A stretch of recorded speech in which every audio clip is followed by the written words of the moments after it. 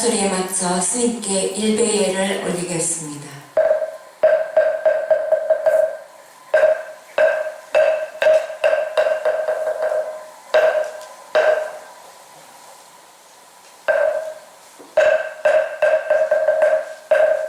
입정이 있겠습니다. 모두 자리에 착석해 주십시오. 휴대폰은 모두 꺼주시기 바랍니다.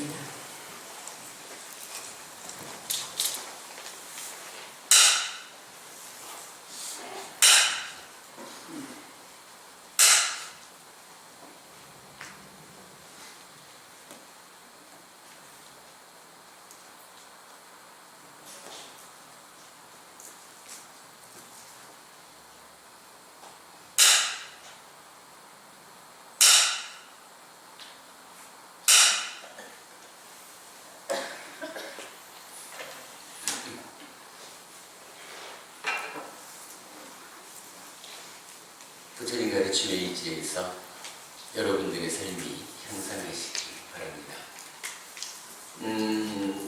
지난 봄이었던 것 같습니다. 여러분 와서 배웠었는데 여러 달 시간이 지났습니다. 되게 잘들 계셨습니까? 네.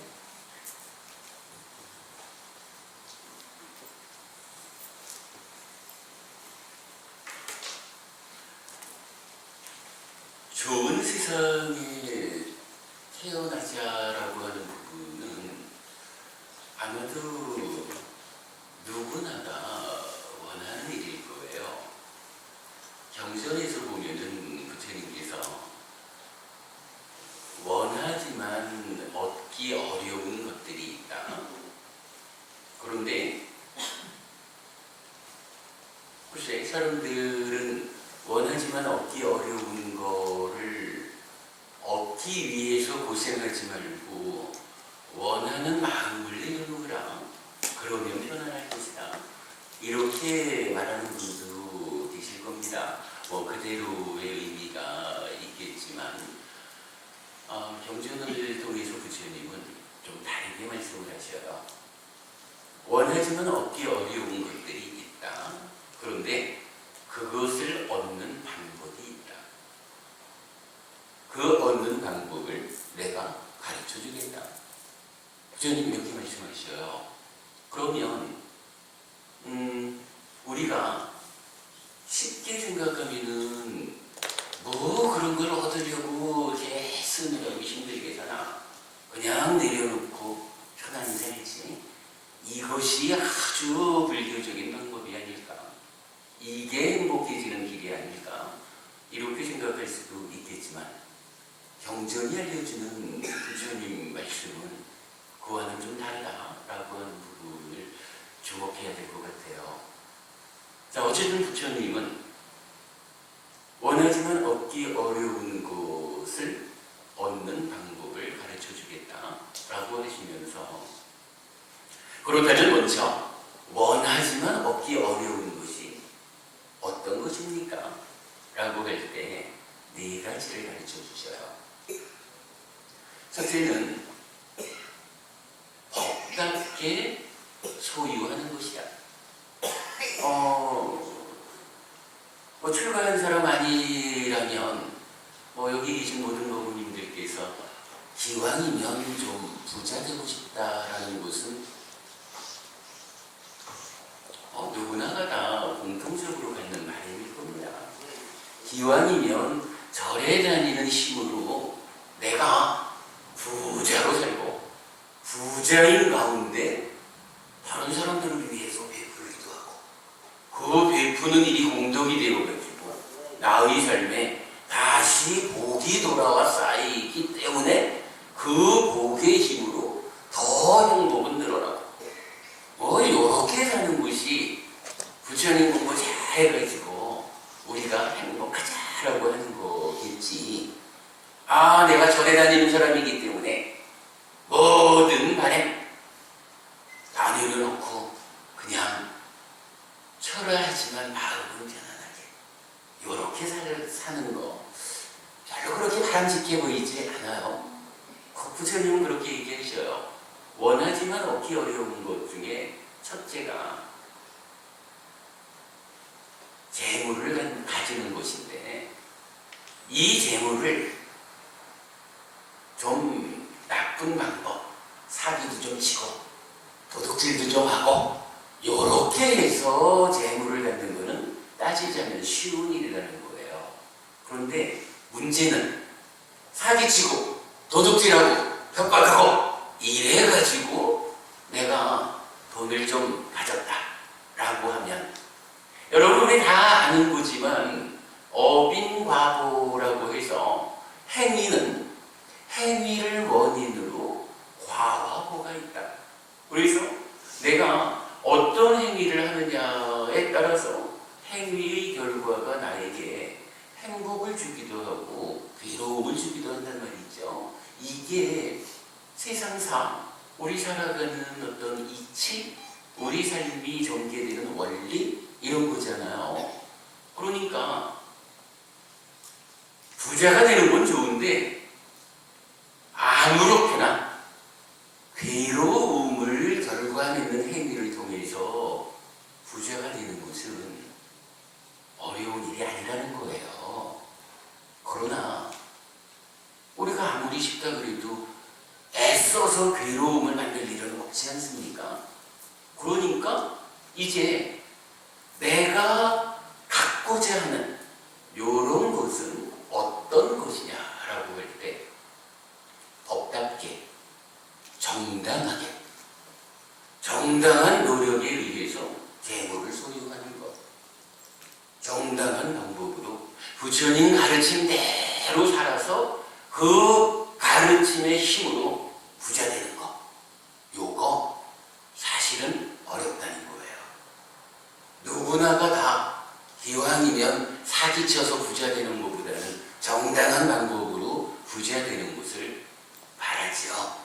근데 그게 잘 안 되니까 쉽게 가려고 도둑질도 좀 하고 사기도 좀 하고 뭘 이래야 된단 말이죠.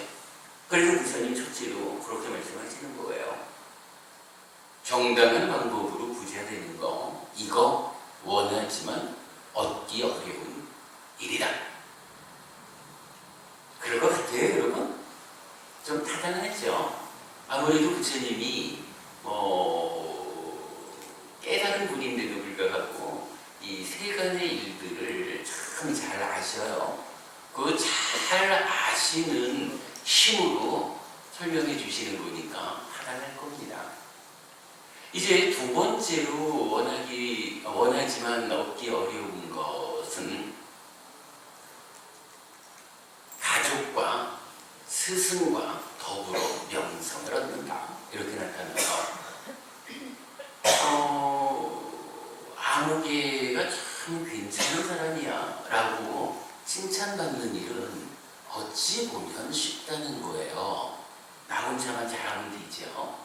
그런데 산다는 게 내가 혼자 사는 게 아니죠. 그래도 아무개 그러면 어느 집 아들, 어느 집 딸, 아무개 아빠, 아무개 엄마 이래 되죠. 그 사람 아무개한테 배웠어. 괜찮아. 이렇게 가족과 친지와 스승과 더불어서 명성을 얻는 일은 참 이게 쉽지 않다는 거예요. 그런데 명성을 얻고자 할 때는 그러한 더불어서 함께 훌륭하다고 칭찬받는 그런 명성을 얻어야 한다. 그러나 이거 원하지만 얻기 어려운 일이다. 이렇게 말하는 거고요. 세 번째는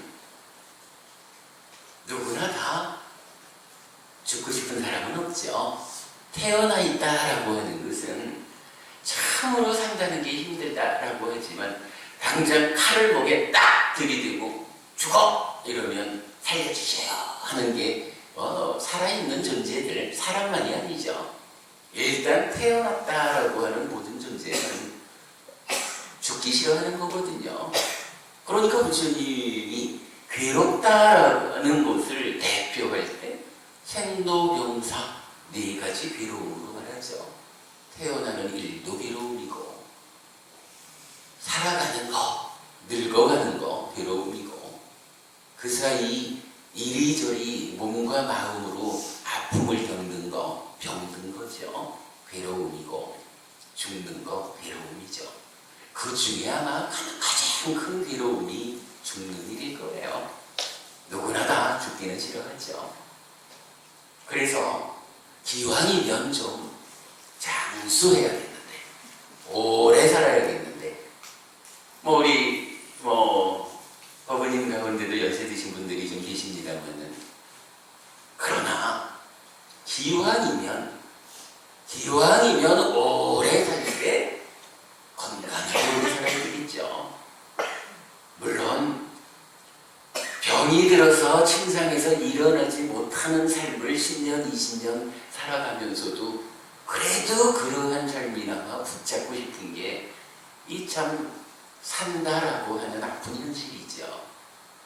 그러나 그 가운데 정말 우리가 가르침에 의지해서 올바른 삶을 유지해가면 몸도 건강하고 마음도 건강하고 그런 가운데 오래 사는 이러한 일이 필요하죠. 그런데 이런 일이 그렇게 쉽지 않다는 거예요. 그러니까 원하지만 얻기 어려운 것이다. 그렇게 말하는 거죠. 네 번째로는요, 죽은 다음에 하늘에 태어나는 거예요. 글쎄, 사람들에 따라서는 이 죽으면 끝이지, 죽은 다음에 생각할 게 있습니까? 윤회 그런 거 없어요. 이렇게 말하는 사람들도 많지요. 근데 부처님은 이 문제에 관한 하는 아주 단호하세요. 죽음은 끝이라고 말하는 거, 윤회하지 않는다는 거, 그거 우리 삶의 현실 아니다. 말로는 누구나 죽음은 끝이요 이렇게 말할 수 있지만 실제로 죽고 나면 아주 끝내지 못하고 또다시 태어나서 또다시 아픈 삶을 반복해 가야 하는 것, 이것은 바로 그대 삶의 현실이다 라고 부처님이 알려주시거든요. 어떤 사람들은 부처님이 경전에서 윤회라는 것을 잘 얘기하지 않지 않느냐 이렇게 말하는 사람도 있어요. 저는 단호하게 말합니다. 공부하지 않아서 그렇습니다. 경전에서 부처님은 윤회라는 말을 직접 많이 사용하시고 그 이전에 부처님 가르침 자체가 윤회하는 삶, 몸이 죽는다고 해도 따라서 소멸해버리지 못하는 이 마음의 연결 과정, 지속적으로 변화하는 가운데 몸이 죽을 때 따라 죽지 못하고 새로운 몸과 만나서 다음 생을 살아가야 하는 이러한 몸과 마음으로 나를 정의해 주는 거죠. 그리고는 그러한 정의 가운데에서 살아서도 또 다음 생에도 우리의 삶이 어떻게 하면 괴로움은 줄어들고 행복이 늘어나는 행복한 삶을 살 것이냐. 제가 부모님들께 첫마디로 가르침을 통해서 향상하시기 바랍니다 이렇게 인사를 드렸는데, 사실은 부처님 가르침이 그 가르침이죠.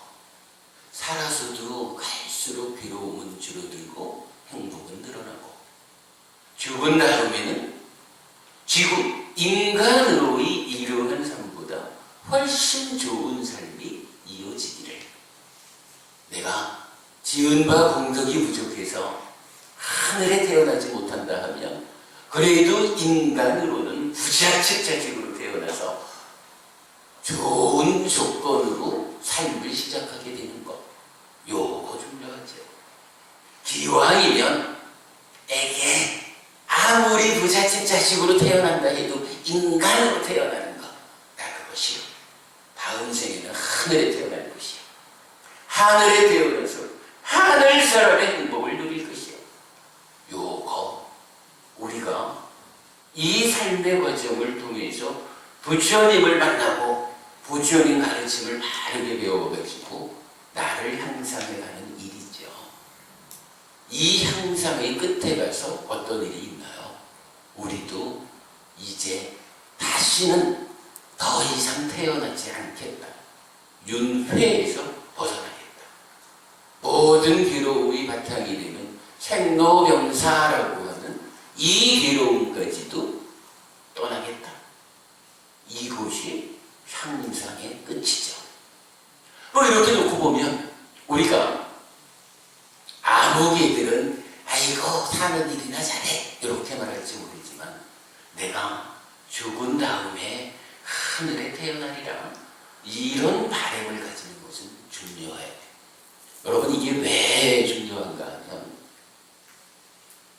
그래요. 혹간에 그렇게 말하는 분들이 있어요. 지금 잘 살면 됩니다.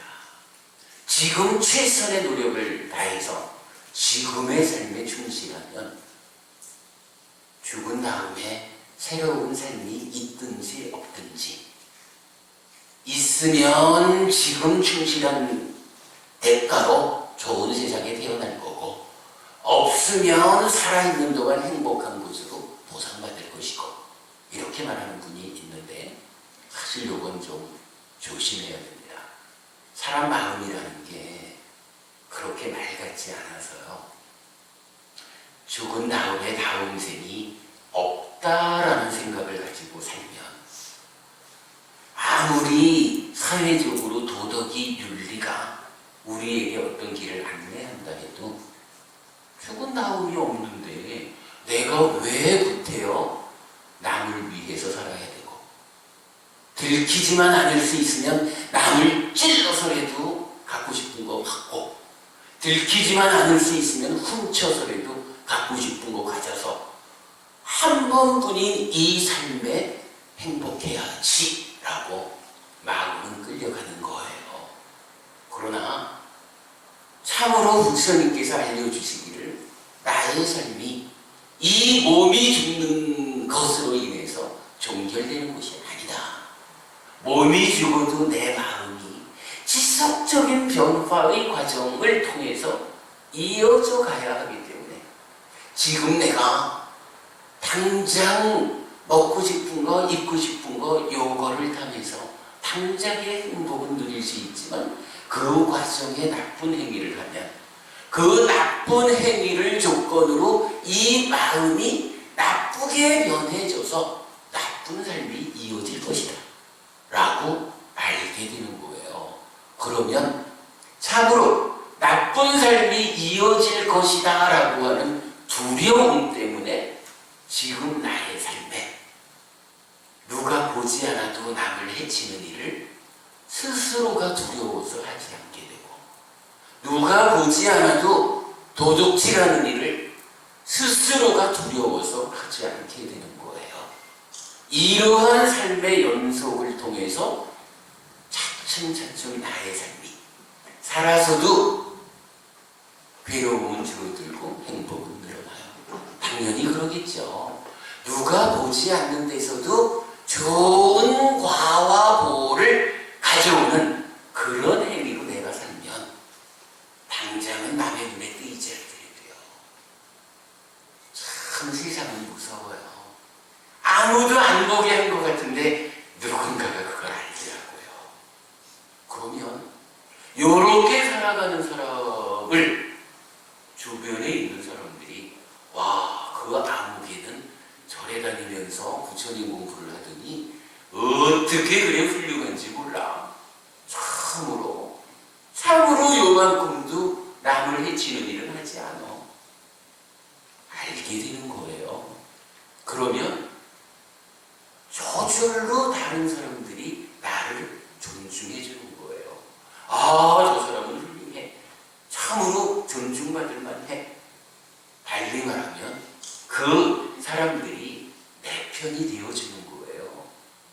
그러면 그 가운데 저절로 나도 모르는 사이에 시간이 가다 보면 내 삶이 향상하는 거예요.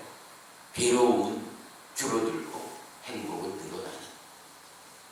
그리고 그 삶의 끝에 몸이 기능이 다해서 죽었다라고 되면 이 마음은 그렇게 살아온 행위, 즉 업을 조건으로 더 좋은 삶을 이어가게 되는 거예요. 무슨 뭐 제가 다음 생이 있다라고 하는 부분을 우리가 알자라는 이야기를 강조를 해드렸습니다만은 부처님은 그렇게 말씀하시는 거예요. 누구나가 다 죽은 다음에는 하늘에 태어나고 싶어 해요.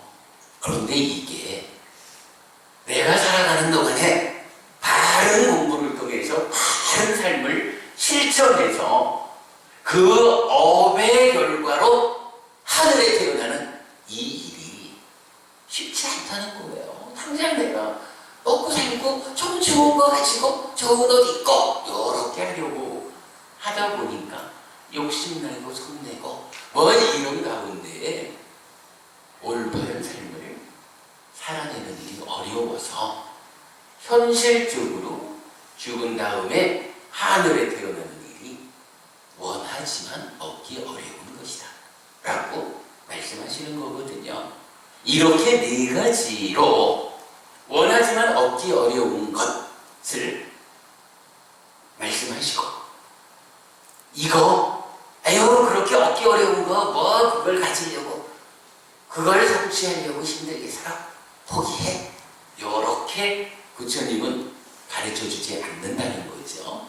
오히려 그러한 네 가지를 얻는 방법이 있다. 내가 그것을 알려주겠다. 이렇게 말씀하시는 거예요. 네 가지 얻기 어려운 것을 얻는 방법도 네 가지입니다. 첫째는 믿음이에요. 믿음이라는 거는 무언가 하면 아무거나 열심히 믿으면 그게 부처님이 알려주시는 믿음은 아닐 거예요. 경전은 믿음을 이야기할 때 늘 한마디로 이렇게 표현합니다. 성스러운 지자는 부처님의 깨달음을 믿는다. 이거 무슨 말이냐 하면 우리 스승, 우리 부처님은 깨달은 분입니다. 깨달았다라는 것은 무엇입니까? 완전한 알을 가졌다는 겁니다. 완전한 깨달음을 성취하신 분이 부처님입니다. 라고 아는 것입니다.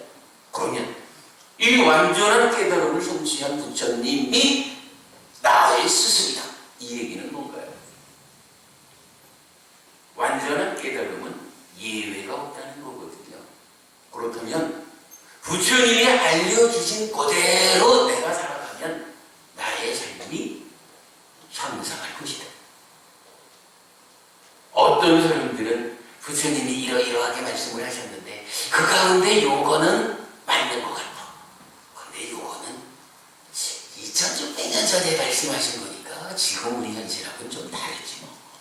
그러니까 요거는 좀 빼놓고 이렇게 말하는 사람도 있어요. 그런데 완전한 깨달음이라는 것은 2600년이라고 하는 요 세월 때문에 흔들리지 않는 거예요. 여러분 우리 윤회라는 이야기를 할 때 보면요. 우리 삶이 얼마나 길었는가 하면 재미있는 비유가 있어요. 우리가 살다 보면 눈물을 좀 흘리게 되죠. 살아가는 동안에 경전은 직접적으로 사슴으로 태어났을 때 목이 잘리면서 흘리는 눈물이 그대의 윤회하는 온 과정 동안에 그렇게 흘린 눈물하고 저 태평양 바다의 물하고 어떤 게 더 많겠느냐? 대답은 뻔하죠. 이게 태평양 물이 많을 것 같으면 부처님이 이렇게 비유를 안 하시겠죠. 우리가 살아오는 전생의 과정에 짐승으로 태어났던 그때에 목이 잘려 죽으면서 흘린 한 방울 눈물이 쌓이고 쌓여서 태평양의 물보다 더 많으려면 얼마나 많은 삶을 그러한 눈물의 삶을 살았다는 거겠어요. 근데 우리가 사는 동안에 짐승으로만 태어났을까요? 그건 또 아니죠. 우리의 삶의 과정은 그 시작점이 언제인지 중생들한테는 알려지지 않는다라고 말씀하실 정도로 길고 길어요. 그 살아온 과정하고 부처님 돌아가시고 대략 2600년쯤 되었습니다 라고 말하는 2600년이라는 시간하고 비교해보면 어떤 시간이 더 길까요? 아마도 2600년이라는 시간은 찾아볼래야 찾아볼 수도 없는 짧은 시간일 거예요. 그 짧은 시간을 놓고 2600년 전에 하신 말씀이 세상이 바뀌었는데 부처님 말씀도 요만큼은 예외가 있겠지. 이 얘기는 달리 말하면 부처님 가르침 중에 내 마음에 드는 것은 받아들이고 마음에 들지 않는 것은 안 받아들이고 이렇게 생각하는 것 같아요. 그래서 부처님 믿음을 그렇게 말하는 겁니다. 성스러운 제자는 부처님의 깨달음에 대해서 믿음을 가진다. 부처님은 완전한 깨달음을 성취하신 분이기 때문에 2600년 전이든 지금이든 가르친 대로 실천하며 산다면 나의 삶은 향상할 것이다. 요거 믿는 거. 이게 부처님이 알려주시는 믿음입니다. 여기에 대해서 의심하지 않아야 됩니다. 부처님께서는 5계를 지키는 삶이 나를 보호해 줍니다. 5계를 지킨다라고 하는 것은 그러한 삶을 통해서 내가 후회하지 않게 되고 괴로움에 떨어지지 않게 되고 최소한 인간으로의 태어남은 보장받는다라고 하는 이런 부분. 글쎄 5계를 지키면 정말로 후회하지 않을까? 5계를 지키면 정말로 괴롭지 않을까? 5계를 지킨다고 내가 사람으로 태어나는 것은 정말 보장이 될까? 이렇게 의심하고 그 의심 가운데 사실이 아닐 수도 있으니까 요번에는 좀 5계를 깨뜨리고 내일부터 지키지 요런 거 아니라는 거예요. 5계를 지킨다라고 하는 것은 참으로 나의 삶을 보호해주는 공덕이 되는 행위다 라고 가르쳐 주신 대로 분명히 믿는 것이 믿음입니다. 보시를 하면 참으로 이 보시를 하면 나의 보시를 받은 사람에게서 생겨나는 효과가 정말로 나에게도 돌아와서 복으로 쌓일까? 그거 보이지 않는 거 믿을 수 있을까? 베푼다라고 하는 거 괜히 내가 손해보는 일 아닐까? 요렇게 생각해서 베푸는 일에 적극적으로 나서지 못하는 거, 인색해지는 거, 요거 바른 방법 아니라는 겁니다. 참으로 부처님께서 제시, 보시, 제시, 법시, 무의시라고 하는 세 가지 보시가 있다.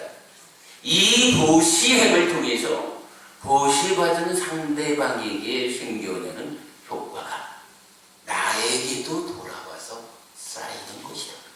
그것이 우리가 말하는 복이라는 것이다. 이 보시행의 보시공덕의 복이 나의 삶을 하늘로 이끈다. 이 보시공덕의 결과로 다음 생에는 하늘에 태어날 것이다. 요렇게 가르쳐 주신 대로 분명히 믿는 것이 부처님을 믿는 것이다 라는 겁니다. 여러분. 또 부처님께서는 수행하자라고 하시죠. 여러분 좋아하시는 자비시사라고 하는 사무량심을 닦아서 하늘 가운데도 더 높은 색계, 무색계라고 하는 범천의 세상이라고 하는 높은 세상에 태어나서 참으로 큰 행복을 누리리라 라고 하는 거 사무량심을 담는 수행입니다. 거기에 사념 사념조 사마타 윗바사나라고 하는, 뭐 우리가 즐겨 말하는 참선하자라고 하는 거, 요거 사념조 수행하고 다 연결되는 이야기죠.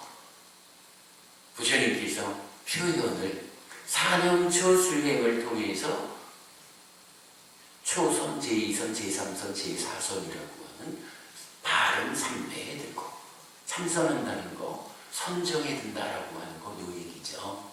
다르게 보지 마시자고요. 이러한 사념조 사마타 윗바사나라는 수행을 통해서 더 높은 하늘에 태어나고 아예 그 하늘까지도 넘어서 가지고 윤회에서 벗어나는 이러한 수행, 이런 수행을 통해서 내가 참으로 괴로움을 소멸하고 열반을 성취할 것이다. 요렇게 믿는 것, 가르쳐 주시는 대로 확실하게 믿는 것을 부처님께서는 믿음이라고 말씀하셔요. 자, 그러면 원하는 곳에 원하지만 얻기 어려운 것을 얻는 방법이 네 가지라고 했는데, 사실은 믿음 한 가지를 말씀드리면서 제가 이야기를 다 해버렸죠. 예, 부처님 이렇게 말하는 겁니다. 첫째는 믿음이다. 흔들리지 않는 믿음을 가지고 그 믿음 위에서 참으로 가르쳐 주신 그대로 오계를 지킴으로써 그대의 삶을 보호하십시오. 오계를 지킴으로써 후회하지 않는 삶을 사시고 최소한 인간으로의 태어남을 확보하십시오. 두 번째 방법인 거죠. 세 번째, 보시하십시오. 보시를 하면 참으로 보시에 의해서 생겨나는 그 효과가 나에게도 돌아와서 복이라는 이름으로 써입니다. 이 복의 힘으로 내가 죽은 다음에는 하늘에 태어날 것입니다. 라고 분명히 알아서 보시라는 공덕행을 실천하는 것. 요거 원하지만 얻기 어려운 것을 얻는 세 번째 방법이다. 이렇게 말하는 거죠. 그리고 네 번째로는 이제 거기에만 머물지 마시고 좀 더 적극적으로 나서십시오. 그래서 자기 희생, 자기의 마음을 내 안에서 북돋우는 이런 수행을 시작하십시오. 그리고 늘 깨어 있으면 내가 지금 나의 마음이 지금 무엇하고 있을까? 내 마음이 몸과 함께 지금 어떤 행위를 하고 있을까? 라고 한순간도 놓치지 않고 알아차리는. 여러분 다들 쉽게 말하는 거죠. 깨어 있어야 합니다. 이런 의미죠. 내가 늘 내 마음이 몸과 더불어 지금 어떤 행위를 하고 있는지 놓치지 않아야 됩니다. 요거요. 간혹 가다 보면 이런 경우 있잖아요. 화가 불같이 일어나가지고 뺨 한 대 딱 때리고는 아이고 잘못했구나. 뺨 한 번 때리고 나면 그 다음부터는 한 달을 쫓아다니면서 미안해요 하고 빌어야 되잖아요. 뺨 한 번 때리는 요 행위 하나가 한 달 동안 빌게 만드는 괴로움을 가져오거든요. 그런데요, 바르게 공부한 사람은 내가 뺨 때리는 일을 하면 한 달은 빌어야 되니까 그러한 괴로움을 만들지 않으려면, 달리 말하면 이렇게 생겨나는 괴로움을 소멸시키려면 뺨 때리는 행위를 안 해야 되는구나 라고 아는 거죠. 그런데 요게 안다라고 해서 뺨 때리는 일을 안 할 수 있느냐 하면 그러지 않잖아요. 여러분, 화가 내 안에서 불같이 일어나면 나도 모르게 손이 나가는 거죠. 손 나가고 나서 후회하면 이미 늦은 거죠. 그러니까 부처님이 이렇게 알려주시는 거예요. 내 안에서 지금 어떤 현상이 벌어지고 있는지, 내 안에서 욕심이 부글부글 끌어올라가지고 남의 거라도 훔쳐서라도 내 걸 할까? 저놈을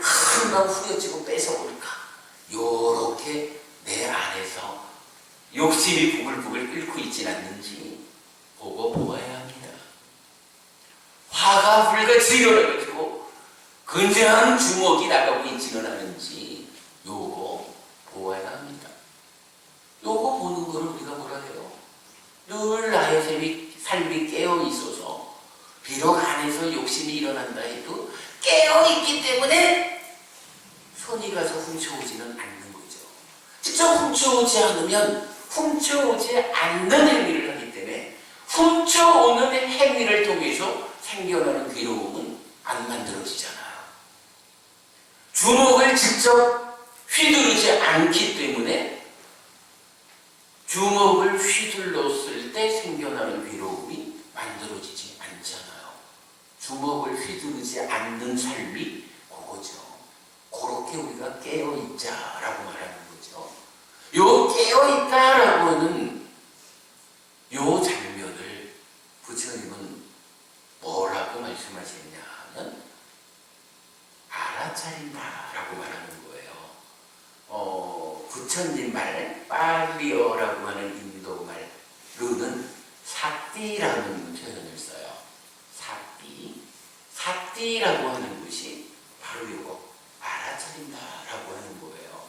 그러면 이제 부처님 가르친 대로 우리가 바른 믿음에 의해서 잘 공부를 하고 틈틈이 수행을 하면 어떤 일이 생기느냐. 내 안에서 화가 불같이 일어난다라고 하는 요때에 이 주먹이 또는 손바닥이 나도 모르게 휘둘러줘서 뺨을 때리는 요거를 그 순간 싹 하는 거예요. 그 순간 알아차려가지고 순아 네가 지금 나가서 저 사람의 얼굴에 닿는 순간 나는 한순간 한 달 동안 빌어야 하는 괴로움을 만든다. 손아 나가지 마라 라고 알아차리는 그 힘에 의해서 손을 붙잡아내는 거예요. 이렇게 말할 수가 있어요. 내 안에서 일어나는 현상이 함진치가 나도 모르게 행위로 연결되지 않도록 제어합시다. 그죠? 내가 아는 가운데 행위할 수 있으면 글쎄 공부하지 못한 사람이야 훔치는 줄 알면서 훔치고 괴로움을 만들죠. 때리는 줄 알면서 때리고 괴로움을 만들죠. 그러나 여기 계신 우리 부모님들은 공부하는 분이잖아요. 부처님 공부를 통해서 도둑질을 하는 거, 남을 해치는 거, 뭐 이런 오기를 어기는 일은 괴로움을 만든다 라고 바르게 배워 알고 있으니까 그러면 요때에 깨어 있어서 내가 지금 내 안이 어떻구나, 와 욕심 때문에 훔치려 하는구나, 화가 나서 주먹을 휘두르는구나 라는 요거를 싹이 알아차리기만 하면 이제 배움이 작용하잖아요. 요거 훔치면 괴로움이 만들어질 거야. 손바닥이 저 사람의 뺨에 닿는 순간 괴로움이 만들어질 거예요. 요거 분명히 알잖아요. 그러면 이제 어떤 일이 생겨요? 나도 모르게 내 안의 현상이 행위로 옮겨지는 일이 막아진다. 제어된다. 그러면 그 결과는 어떻게 됩니까? 그러한 행위 때문에 생겨날 일체의 괴로움이 생겨나지 않는다. 괴로움이 생겨나지 않는다. 요거 바르게 표현하면 뭔가요? 행복이 만들어진다. 우리 모두가 말하는 행복해지고 싶습니다 라고 하는 거 요거지요. 행복해지는 방법 바로 삭디하는 거예요. 알아차리는 거예요. 그래서 바르게 공부한 힘으로 그 결과를 알고 있는 괴로움을 만드는 행위가 나도 모르게 진행되지 않도록 제어하는 거. 요게 수행이죠.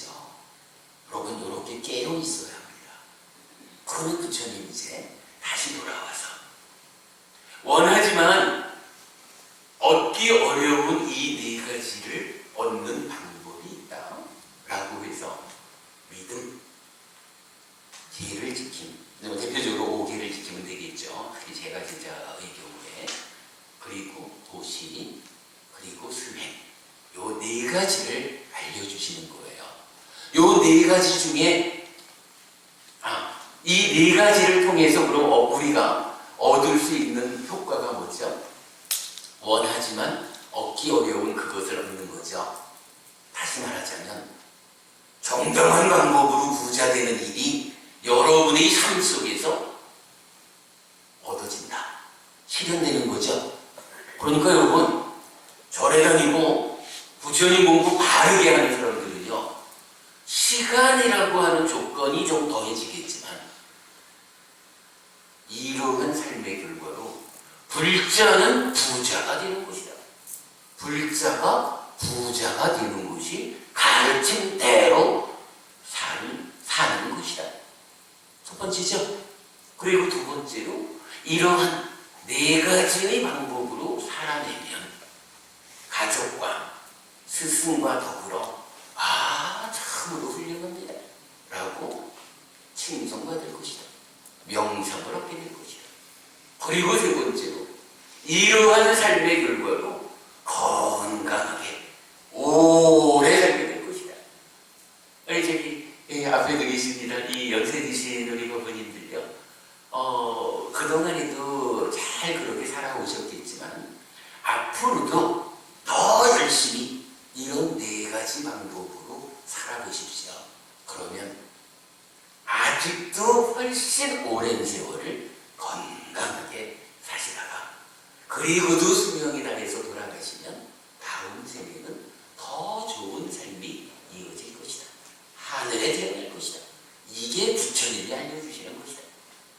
그러한 결과를 만들어내는 방법으로 부처님이 네 가지를 알려주신 것이다. 이거죠. 말하다 보니까 네 번째는 다시 말하지 않아도 그냥 함께 말해줬네요. 네, 그렇게 되는 겁니다.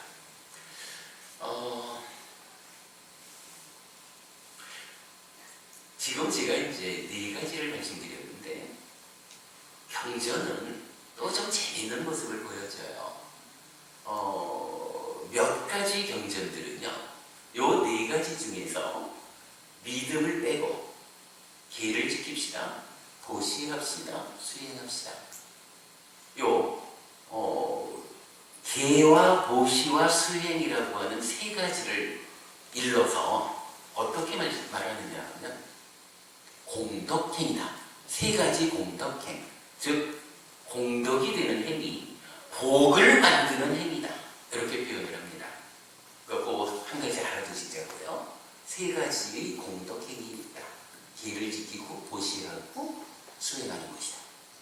그리고 또 다른 몇 개의 경전들은 오늘 본 주제로 말씀드린 거지만 여기에다가 믿음을 한 가지 더 보태요. 그러니까 믿음, 계, 보시, 수행, 요 네 가지를 원하지만 얻기 어려운 것을 얻는 방법, 이렇게 말이죠.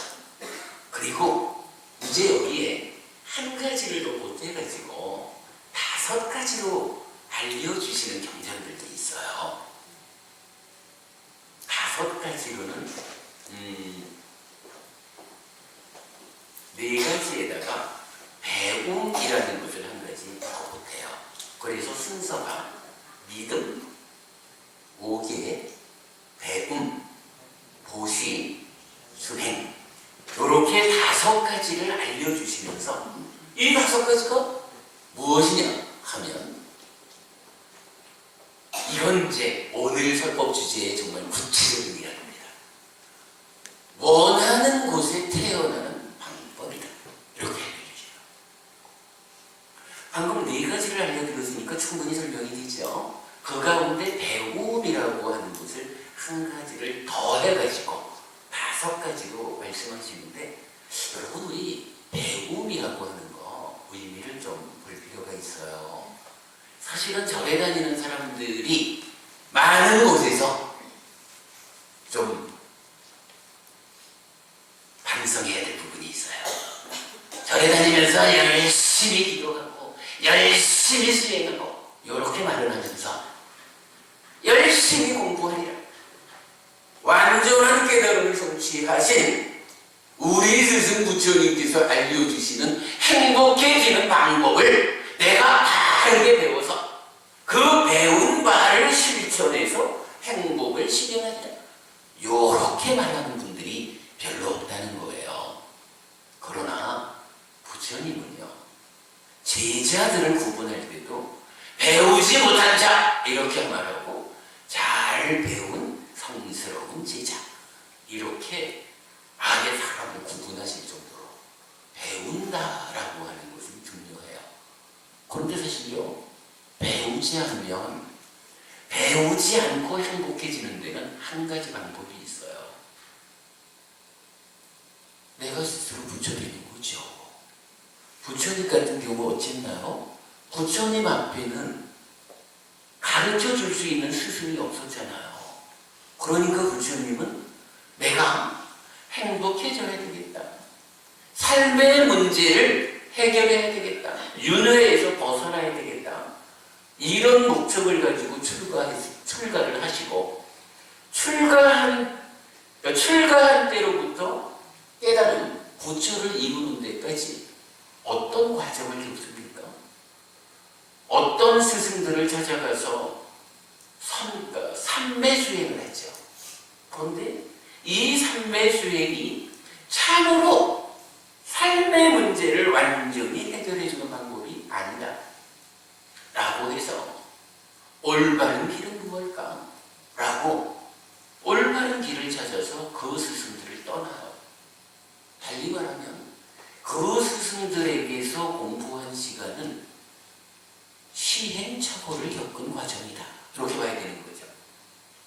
그리고 나서는 이제는 또 마땅히 스승이 없는 거예요. 그러니까 숲속에 들어가서 고행을 해요.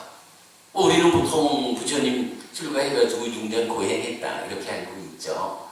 경전적으로 보면은 고행을 오랜 세월 하기는 하셨는데 그게 정확히 몇 년인지는 정확하게는 알려지지 않아요. 그러나 6년이라는 과정 중에 가장 긴 시간을 고행을 했다라는 건 사실인 것 같아요. 거의 죽음 일보 직전까지 고행을 하죠.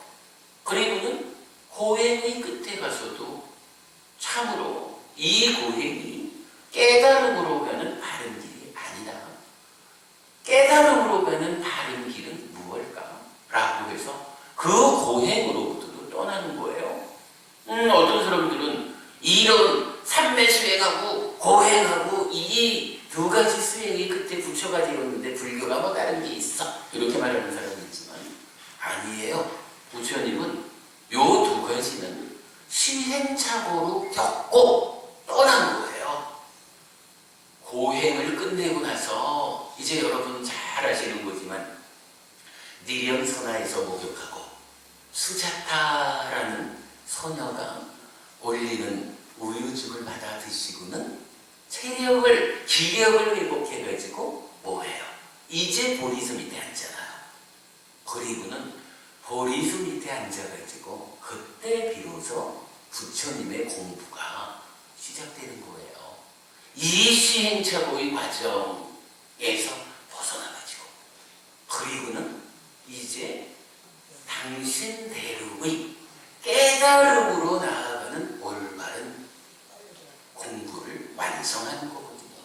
그리고 부처님께서 부처를 이룬 뒤에 우리라고 하는 제자들을 위해서 전해주시는 방법은 이러한 삼매일변론의 공부도 아니고 고행이라는 공부도 아니고 당신께서 보리수 아래서 깨달은 참으로 삶을 향상하는 이 공부를 가르쳐 주시는 거거든요.